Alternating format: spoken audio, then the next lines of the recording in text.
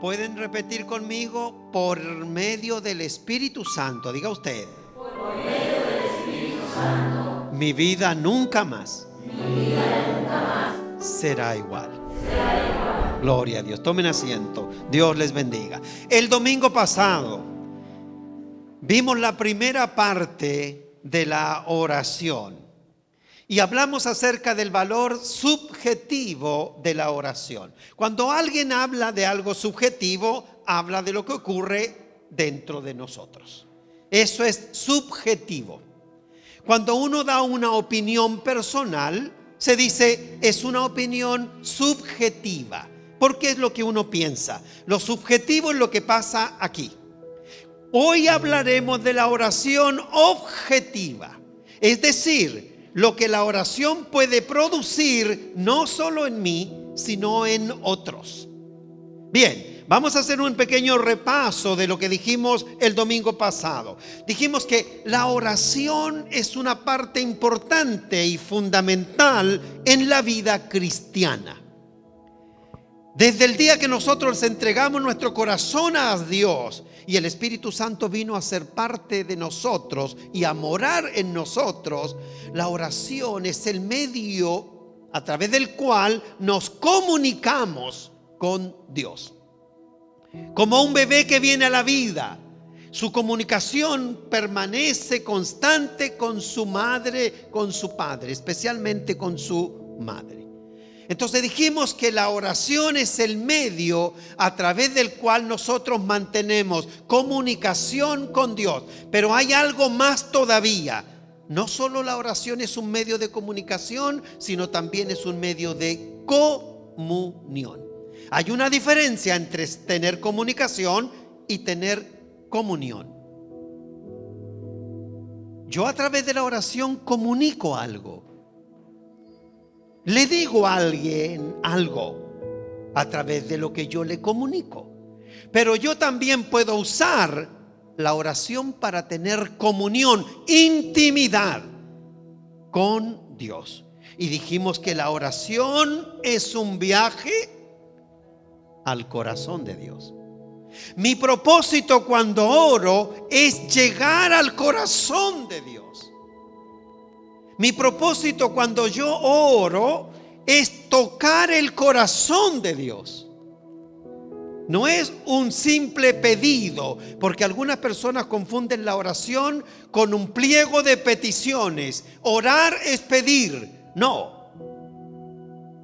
Orar es más que pedir. Pedir es parte de la oración, pero pedir no es la oración. Es solo una parte. Yo cuando comunico algo, tengo comunión, puedo solicitar algo, pero orar es más que eso. Algunos papás dicen, este me habla, este me viene a ver solo cuando quiere algo. A ver, ¿qué es lo que me va a pedir ahora? Y tienen razón los papás, po. Si cuando a veces los hijos no necesitan nada, no nos hablan mucho, pero cuando quieren algo, ahí se acercan y hablan.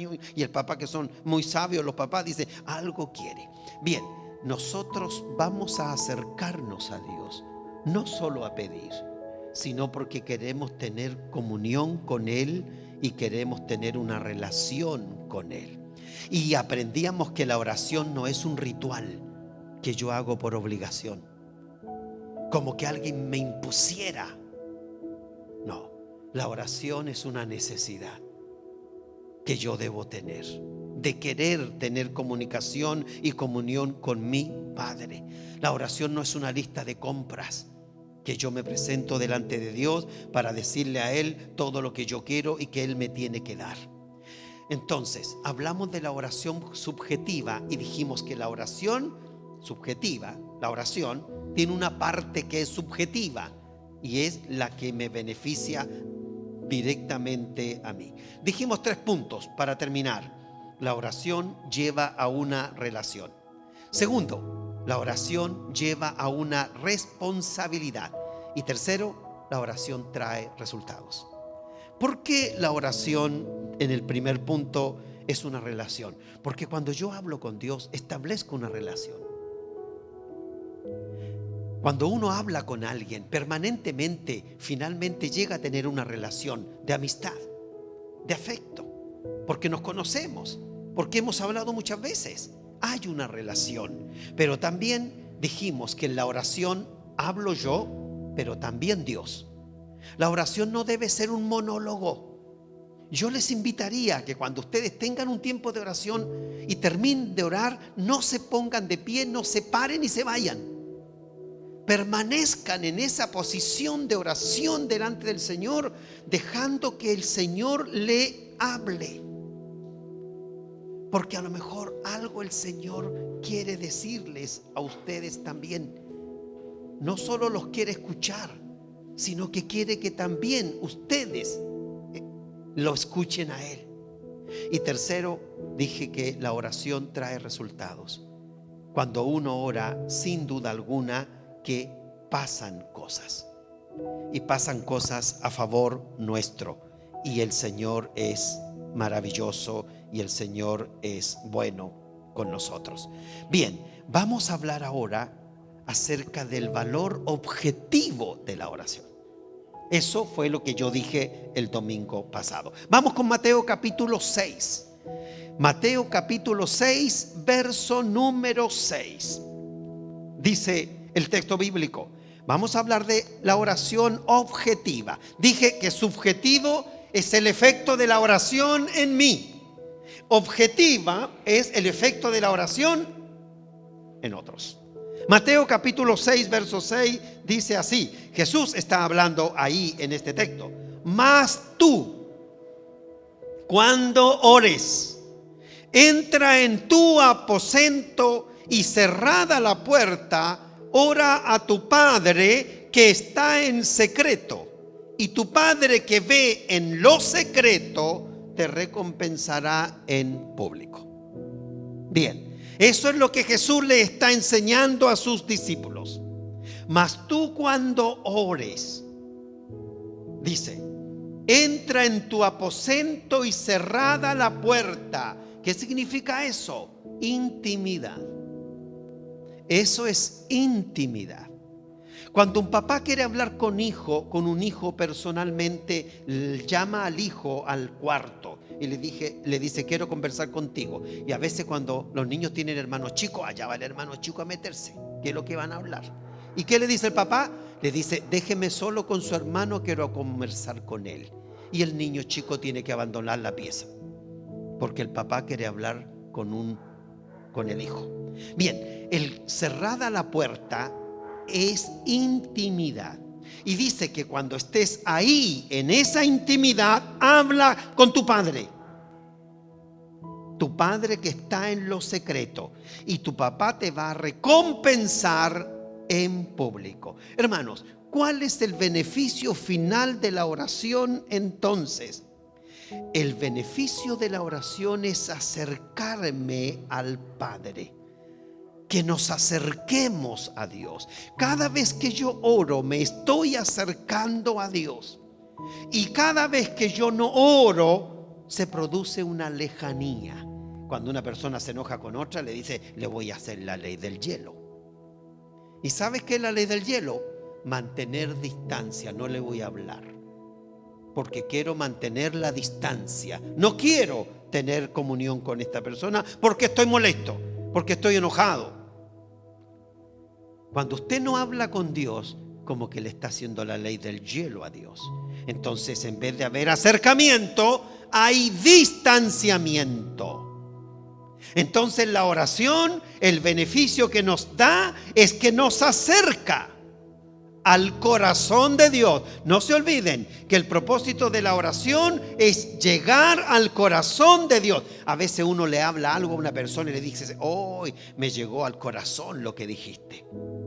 Dice la gente así, me llegó al corazón lo que tú me dijiste. Nuestro propósito a través de la oración es llegar al corazón de Dios. ¿Para qué? Para tener una relación con Él. Porque saben una cosa, la vida cristiana consiste en una permanente relación. La vida cristiana no es otra cosa sino una relación. Mi hermanita Mercedes pasó al frente aquí con mi hermano José y ellos vinieron a celebrar su aniversario 51. ¿Qué es lo que han sido estos 51 años en ese matrimonio? Una relación. Eso es. El matrimonio es una relación de dos personas que se aman, que se respetan, que se ayudan, que se acompañan. Es una relación. Mi vida con Dios es una relación. La vida cristiana no es otra cosa que una relación. Y el instrumento para que esta relación permanezca es la comunicación. La oración es una forma de vivir esa relación. Por eso es que la oración es tan importante en nuestra vida cristiana. Vamos a Mateo, capítulo 6, otra vez, pero ya no vamos a ir al verso 6, sino al verso 8. Dice Mateo 6 y 8, porque Jesús está hablando aquí acerca de la oración. Dice: no os hagáis pues semejantes a ellos. ¿Quiénes son ellos? Los fariseos, esos que les gustaba orar en público. No os hagáis pues semejantes a ellos, porque vuestro Padre sabe de qué cosas tenéis necesidad antes que vosotros se la pidáis. Hay muchas personas que se preguntan: si Dios sabe lo que yo necesito, ¿para qué tengo que orar? Y hay algunos que usan esa excusa para no orar. ¿Para qué voy a orar? ¿Para qué le voy a pedir algo a Dios que Dios ya sabe que necesito? ¿Sabe cuál es el problema de esas personas? El problema de esas personas es que para ellos la oración es solamente pedir. Y como no tienen nada que pedir, no oran. Y como ellos piensan que Dios sabe lo que ellos necesitan, tampoco oran. Para una persona para quien la oración solo consiste en pedir, no cree que tiene que orar, porque se supone que Dios sabe lo que ellos necesitan. Pero hemos aprendido en estos domingos que la oración no es solamente pedir, que el pedir es parte de la oración, pero no es la oración. Los matrimonios tienen una relación, años de casado, y la oración no está basada solo en pedir. Pedir es parte de la relación, pero no es solo la relación. Nuestra relación con Dios no es solo pedir. Le pedimos a Dios porque necesitamos, y Él es nuestro Padre. Pero nuestra relación con Él no está fundada, no está basada solo en lo que pedimos. Entonces alguien dice: ¿y para qué le voy a pedir a Dios si Él sabe lo que yo necesito? Dios, como Padre amoroso, quiere que sus hijos le hablen, que tengan comunión con Él y que en esa comunión manifiesten sus necesidades. ¿Y por qué? Por una razón sencilla: porque cuando uno le pide algo a Dios, uno está demostrándole a Dios que uno tiene fe y tiene esperanza y uno tiene confianza que Él es el que me provee. ¿Me entiende? Si yo no le pido a Dios que me dé salud, entonces yo le voy a atribuir mi buen estado de salud a todos los medicamentos que yo me tomo. Pero si yo le digo a Dios que Él me sostenga, que Él me dé salud, yo le voy a atribuir mi buen estado de salud a Dios, porque a Él se lo pedí. Si yo le pido a Dios que me sostenga económicamente y veo que puedo pagar mis cuentas y veo que puedo concretizar mis proyectos, cuando yo los concretizo, cuando yo lo realizo, ¿qué hago? Le doy gracias a Él. ¿Y por qué? Porque a Él se lo pedí. Pero cuando yo no oro, cuando yo no pido, todo lo que yo reciba se lo voy a atribuir a otros, no a Dios. Por eso que a Dios tenemos que pedirle. Tenemos que pedirle que Él provea para nuestras necesidades. Porque cuando nuestras necesidades sean provistas, entonces a Él le voy a dar las gracias. ¿Por qué Ana entregó a Samuel en el templo después que ella oró? Porque ella atribuyó a Dios que haya podido tener un hijo. Porque le pidió a Dios que le diera un hijo y ella lo tuvo. Entonces ella dijo: este hijo Dios me lo dio, porque se lo pidió a Dios. Pero si usted tiene cosas y nunca se las pidió a Dios, pero las tiene, no siente la necesidad de darle gracias a Dios, porque usted no involucró a Dios en su necesidad. Tengo que decir algo aquí. Tengo un amigo mío que hizo el servicio militar conmigo y le dije: el domingo lo voy a contar en el templo. El domingo lo voy a contar. Yo hice el servicio militar el 79-80, hace más de 40 años atrás, en Coyhaique. Y pasado más de 30 años, cuando apareció la tecnología, hicimos un WhatsApp con los soldados que hicimos el servicio militar.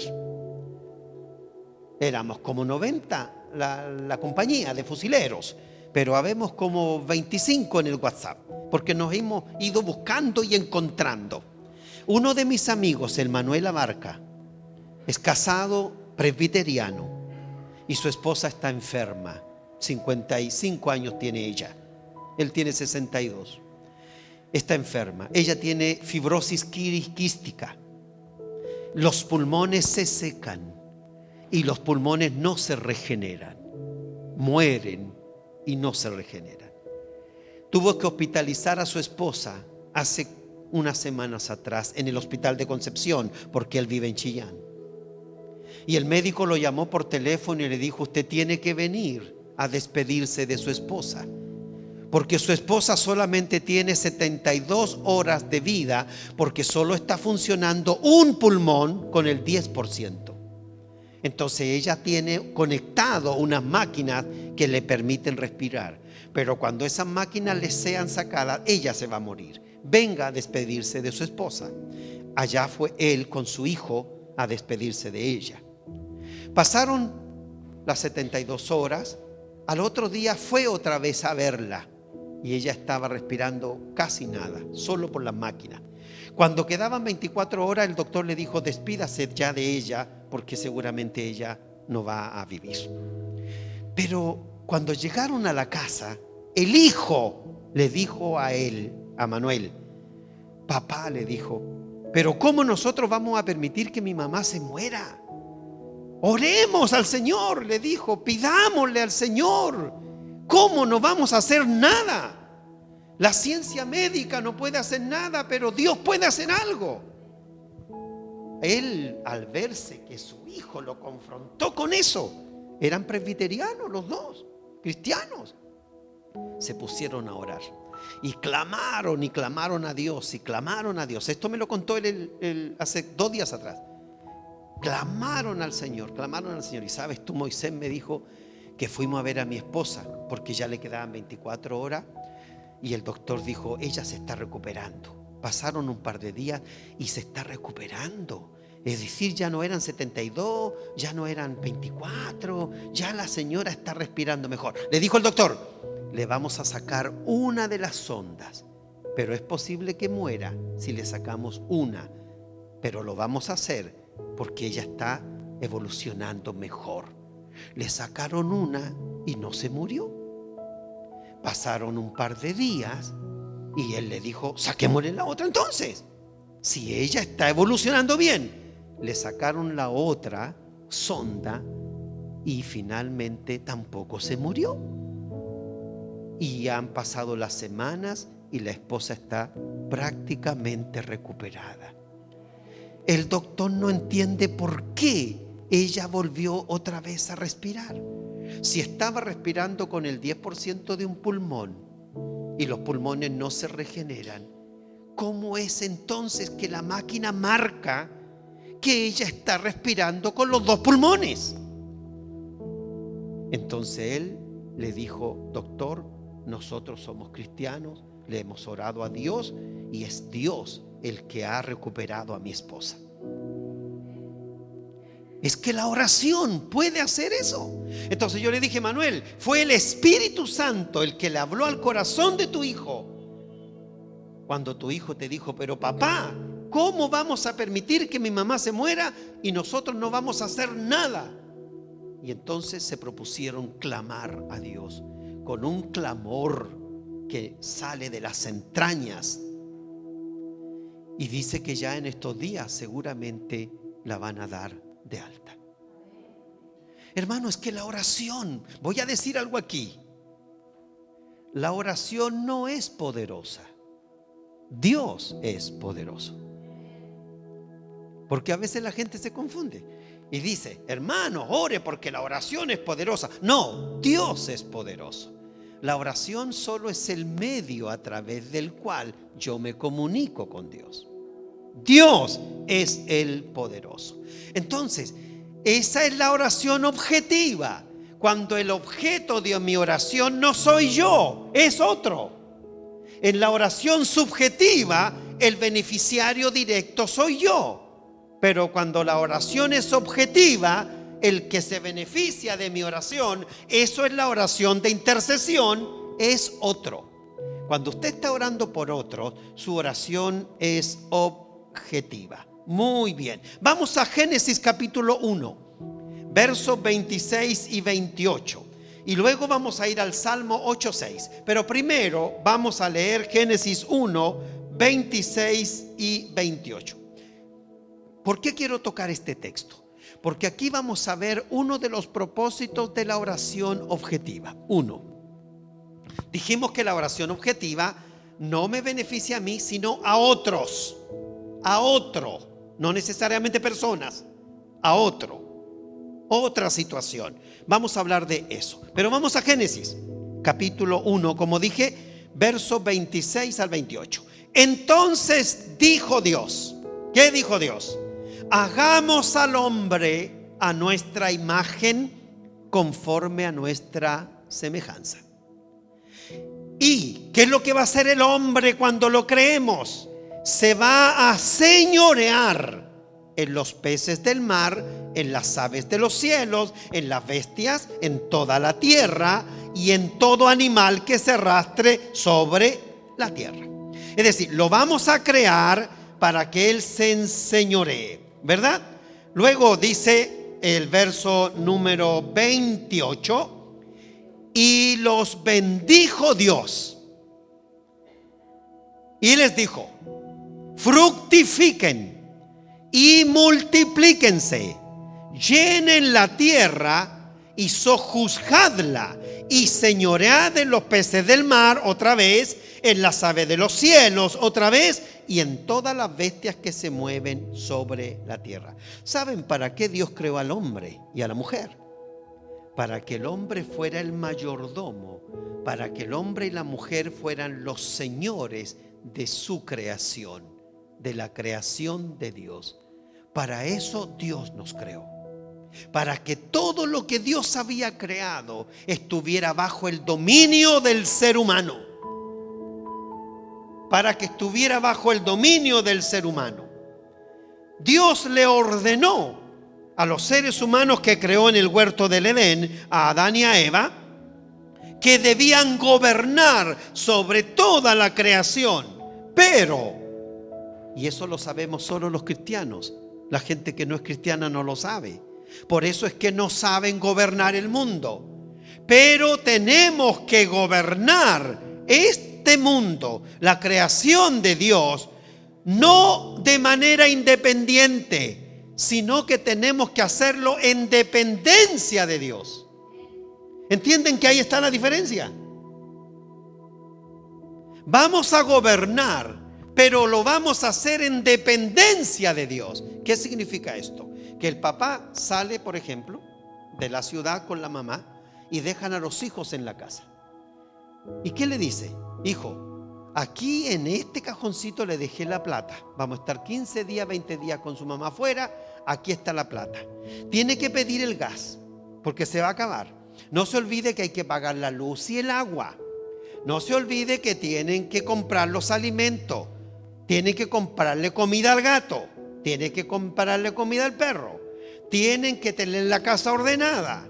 Dejen guardada la cecina, si no la dejan en el refri se va a echar a perder la cecina. La margarina, la mantequilla se va a poner mala. Tienen que ordenar. Y el papá le dice todo. Y se van. El hijo, la hija, quedan a cargo de la casa. Y la van a gobernar. Pero la van a gobernar en dependencia de los padres.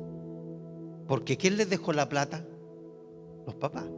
¿Quién les dijo que tenían que apagar la luz en la noche? No va a quedar la luz prendida toda la noche. Que tienen que dejar encerrado esto. Que tienen que dejar esto otro.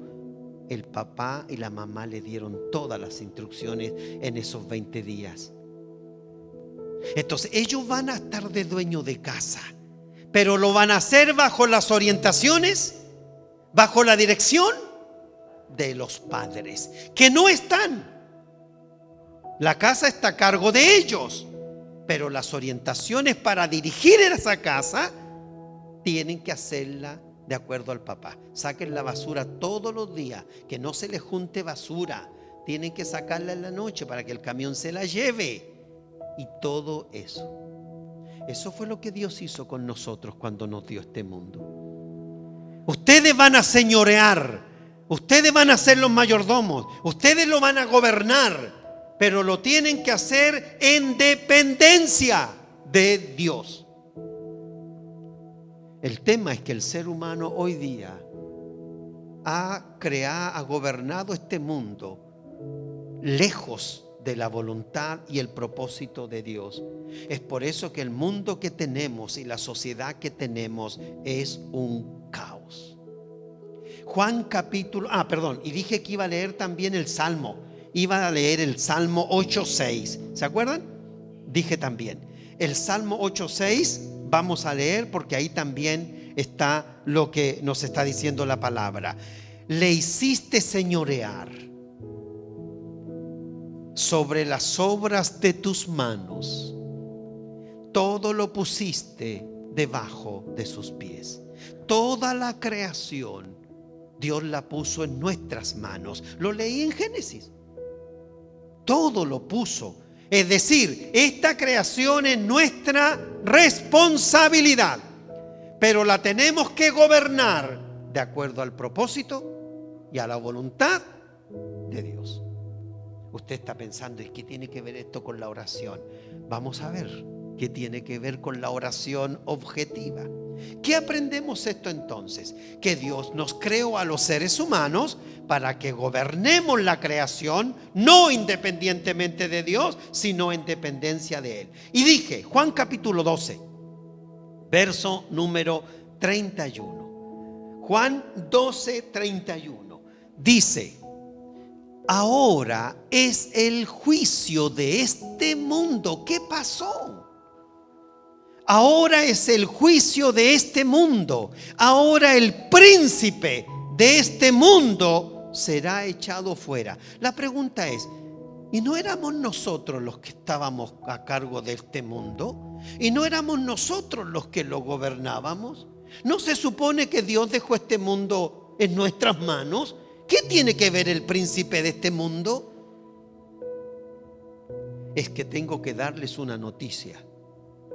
El mundo este en el que vivimos ya no está en nuestras manos. ¿Y cómo? Si Dios lo dejó en nuestras manos. Cuando Dios nos creó, dijo que señoreáramos, que lo gobernáramos, que lo dirigiéramos. ¿Y cómo es que ahora este mundo no está en nuestras manos? ¿Qué pasó? ¿Quién nos lo quitó? El príncipe de este mundo nos quitó el mundo. Y ya el mundo no está en nuestras manos. ¿Y cómo fue que nos fue quitado? El ser humano era el responsable de la creación, pero el diablo se apoderó de él. ¿Dónde? ¿En qué lugar y en qué momento el diablo se hizo príncipe de este mundo? ¿Acaso el diablo le quitó el mundo a Dios? ¿Cómo se convirtió Satanás en el príncipe de este mundo? ¿Venció Satanás a Dios y le quitó el mundo que nos había dado? No. ¿Saben dónde?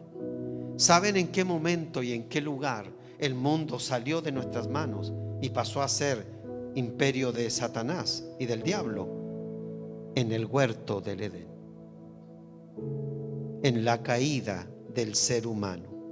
Satanás venció al hombre en el huerto del Edén, a quien Dios le había dado el dominio de este mundo. Y así es como Satanás se convirtió en el príncipe de este mundo. Hermanos, miren la televisión, miren las noticias. Díganme si lo que vemos en la noticia todos los días tiene que ver con un gobierno que se está haciendo de acuerdo a la voluntad y al propósito de Dios. No es así. No es así. Guerras por todas partes. Todo el mundo conoce el conflicto bélico de Ucrania y Rusia, pero ese es uno. Son como 23 o 26 los conflictos armados que hoy día hay en el mundo. Hay varios lugares en este mundo donde hay guerras, donde la gente muere por guerras. Guerras civiles, guerras internas o guerras con otras naciones. En África, en la India, en América Latina también, en las guerrillas.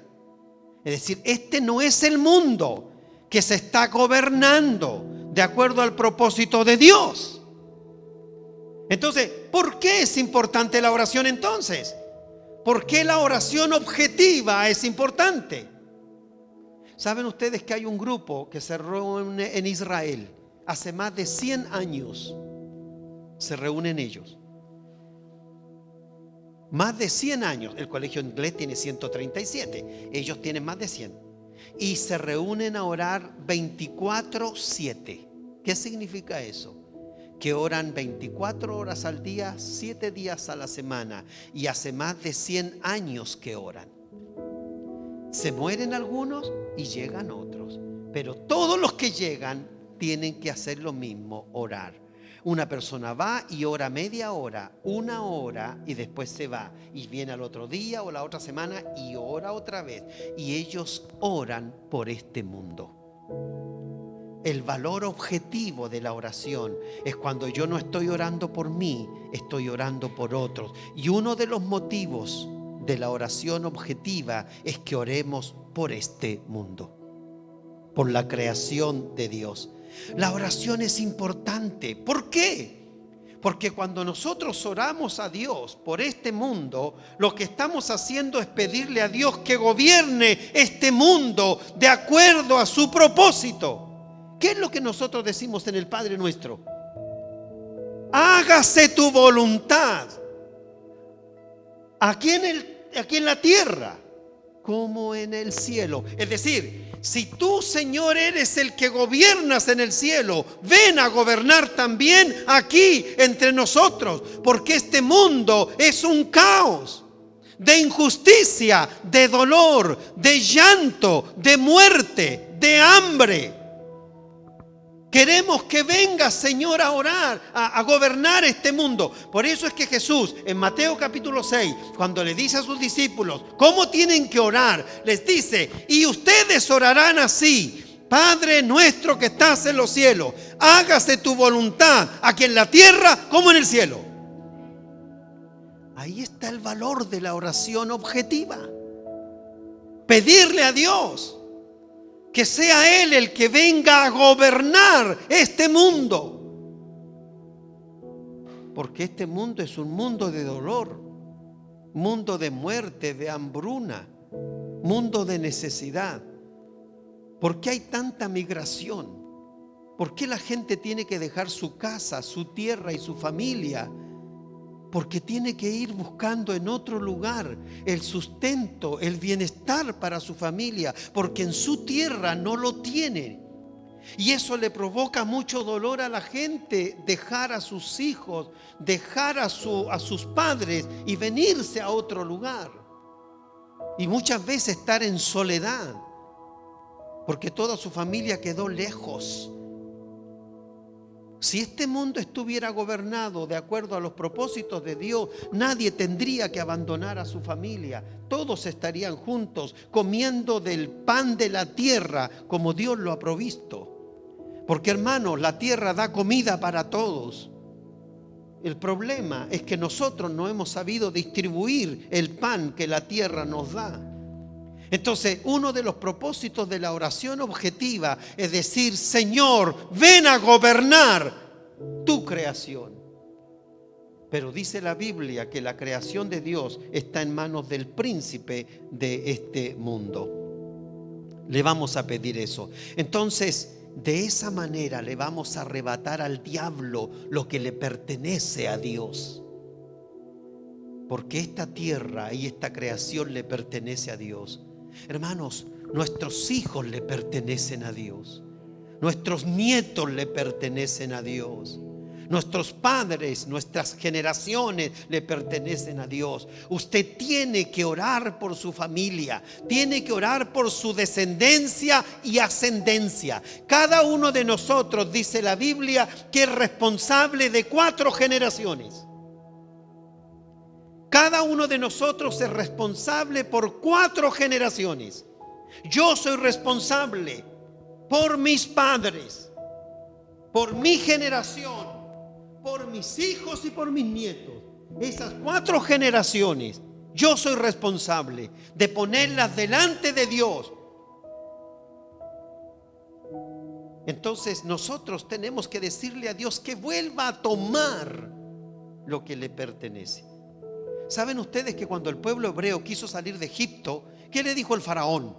Bueno, vayan los puros hombres, las mujeres, los niños y todos los animales se quedan acá. Vayan ustedes nomás. Y en 3 días adoran a Dios como dicen y después se vienen. Dios le dijo a Moisés: no. Toda la nación de los hebreos va, no solo los hombres. Allá fue Moisés a decir al faraón que Dios había dicho que no. Bueno, vayan, pero tienen que dejar sus bienes, tienen que dejar todo aquí. Y Dios le dijo: no, tienen que ir con todo. Finalmente Moisés le dijo esto al faraón: Dios dice que nos tenemos que ir todos, con todos nuestros bienes, con nuestros hijos, padres, abuelos y todos. ¿Y sabe lo que le dice Moisés al faraón? Ni una pezuña te vamos a dejar aquí. Así dice el texto: ni una pezuña va a quedar aquí en la tierra de Egipto. Nos lo llevamos todo. Moisés tenía muy claro que lo que Dios le había dado a la nación de Israel les pertenecía a ellos. Yo te digo a ti en esta tarde: no le dejes al diablo ni una pezuña de lo que Dios te ha dado. Principalmente a tus hijos, principalmente a tus nietos, a tus padres. Ni una pezuña le vamos a dejar al diablo, porque todo nos lo ha dado Dios. Termino. ¿Por qué es importante la oración objetiva entonces? Porque a través de la oración objetiva nosotros le damos acceso a Dios a que domine esta creación. Y le vamos a decir: Señor, que se cumpla lo que dice tu palabra, que se haga tu voluntad en esta tierra como en el cielo. ¿Y cómo lo vas a hacer, Señor, tú? Y el Señor nos va a responder: de esta manera lo voy a hacer a través de ustedes. Dios actúa en este mundo a través de usted y de mí. Nosotros somos los instrumentos. ¿Cómo Dios sacó al pueblo hebreo de Egipto? A través de Moisés, a través de Aarón. ¿Y cómo Dios va a hacer que esta creación vuelva a sus manos? A través de usted y de mí. ¿Y qué vamos a hacer nosotros? Vamos a hacer la estrategia que Dios tiene. Dios tiene una estrategia que tiene 2 formas. Y voy a terminar. La estrategia de Dios es doble. Primero, trabajar a través de su iglesia, la iglesia de Cristo.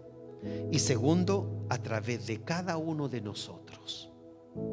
Dice la Biblia que la iglesia se mueve en los espacios celestiales, en las áreas espirituales, y nosotros nos vamos a mover aquí en la tierra. La oración de intercesión es igual oración objetiva. La oración de intercesión es orar por otros y por otro. Ese es. Nosotros le vamos a pedir a Dios que venga a este mundo y que la voluntad de Dios se haga en este mundo como se hace en el cielo. Termino. Esto pone a la oración en un ámbito totalmente diferente. Ya no es la oración solo para mí. Una vez escuché que a los cristianos le decían la oración no sé cómo era que decía, porque todos los cristianos, ayúdame, bendíceme, prospérame, sáname, auxíliame, como la oración de la ovejita, no que la ovejita natural dice me. Bueno, esto me saca del porque ya no es la oración solo para mí. La oración objetiva tiene puesto su foco en otros. Voy a orar por otro. Voy a orar por otros. Voy a orar por otras. Eso es. Esta es la oración objetiva. Cada vez que usted está orando por otras personas que no son usted, esa oración se llama objetiva. Siempre Dios actúa a través de la gente que ora. Siempre. Porque yo les dije que la oración es un diálogo. Habla usted, pero habla Dios también. Y generalmente cuando Dios habla es para decirle a usted que tiene que hacer algo. Dios no quiere que le dejemos todo a Él. Como dijo una persona una vez, Dios hace lo imposible. Yo debo hacer lo posible. Lo posible lo tengo que hacer yo. Lo imposible lo hará Él. Así es que el Señor nos bendiga. La oración subjetiva, la oración objetiva. Oremos. Gracias, Padre, en esta tarde ya, por esta palabra que viene a clarificarnos, a mostrarnos, Señor, y a hacernos entender la importancia de la oración. Te pedimos perdón por si alguna vez nos acercamos a ti por interés, Señor, porque solo buscamos en ti cosas materiales, cosas para nosotros. Y cuando no las necesitamos ni nos acordamos de ti. Te usamos solamente, Señor, para que nos des lo que queremos. Pero hemos aprendido que orar no es solo pedir. Orar es tener comunión y una relación contigo. Perdónanos por los días en los que ni siquiera, Señor, apartamos un espacio para estar contigo. Nos olvidamos, Señor. Quisiéramos ser esos hijos que tú esperas, que todos los días apartan un momento para hablarte, para mantener viva esta comunión. Gracias, Señor. Te amamos y no siempre lo demostramos. Ayúdanos. Espíritu Santo, ven a hablar a nuestro corazón y motívanos, Señor, a estar siempre en tu presencia. Gracias te damos, a ti la honra, la gloria, en el nombre de Jesús. Amén. Gracias por acompañarnos en nuestro culto dominical. Suscríbete a nuestro canal de YouTube Segunda Iglesia Metodista Iquique y vas a encontrar muchos mensajes más. Dios te bendiga.